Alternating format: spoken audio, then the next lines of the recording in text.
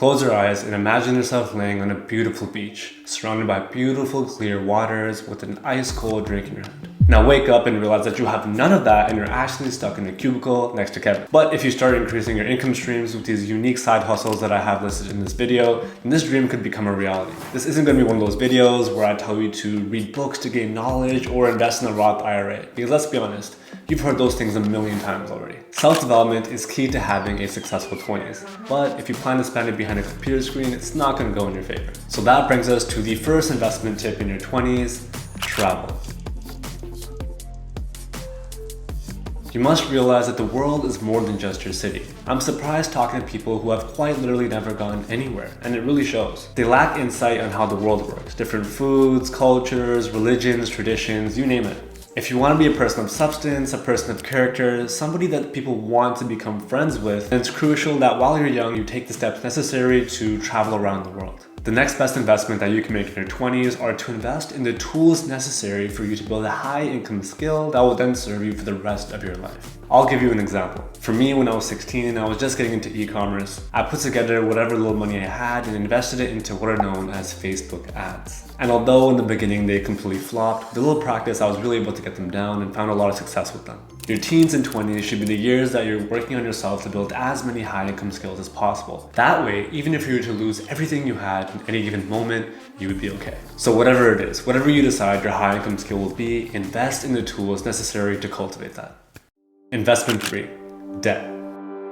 Now, some of you guys have gotten yourself into a bit of a sticky situation where you had a little bit too much fun and got a little bit too carried away and are now stuck in a lot of credit card debt. And I'm not talking about the good debt, the debt where you can leverage the bank's money to create more money for yourself. I mean the bad debt, the crippling debt, the high interest rate debt, that debt. Ladies and gentlemen, please understand that if this is you, paying off this debt needs to be your #1 priority. They'll only continue to stack up and you'll end up paying a fortune in interest rates. Not to mention that it can also hurt your credit score, which will then reduce your chances of getting a loan for a car or a home. Oftentimes we fall into this trap because we don't have a good idea of our income versus our expenses. So sit down one day and build a financial plan.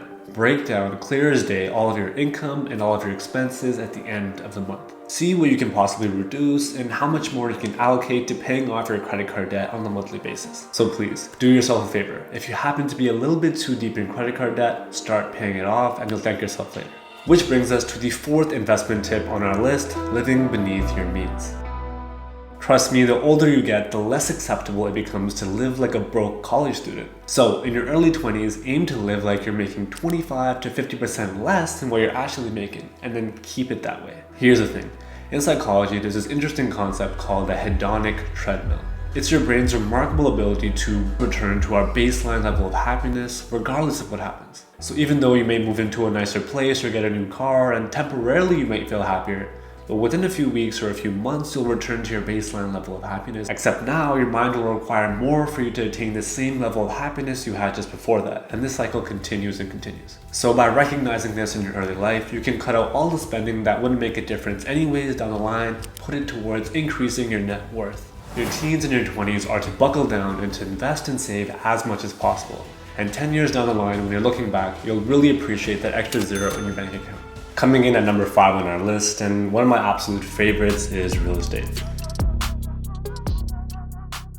Some concepts within finance can become quite difficult at times, but real estate is not one of them, and it happens to be one of the most simple strategies to build long-term wealth. In 90% of scenarios, the value of real estate always goes up for this one single reason, and that is that they're not making any more of it.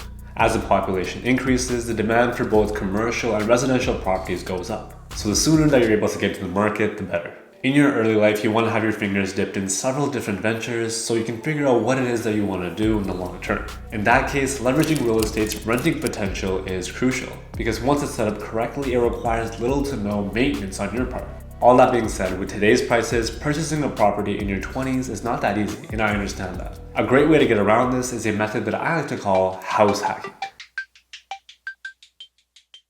This is essentially when you put a down payment on a home and get a mortgage, let's say $1,000 a month. You can then rent out a room in that home to cover or reduce the mortgage. Now, if you happen to be like me and enjoy your privacy and would prefer not for there to be another person living in your home, then a great strategy is to create a duplex, which is essentially splitting a home into 2 separate units with 2 separate entrances. Now, let's say that both of these strategies are not for you. Consider becoming an Airbnb host, right? The goal is to allow your real estate to pay for itself. And last but not least, coming at number 6 is investing in a hobby outside of business. Note that this is going to be different for everyone, but for myself growing up, my biggest vice in life was sports. And I can tell you that after I work out, when I sit at my desk, I feel more motivated and disciplined and excited for the day because I've already challenged myself outside of my work. So if you're finding it hard to focus, I recommend you try the same strategy and hopefully it works for you as well as it worked for me. That's gonna be it for me. Thank you so much for watching. If you have any video recommendations, drop them down in the comments below. Make sure to leave a like and I'll see you guys next time.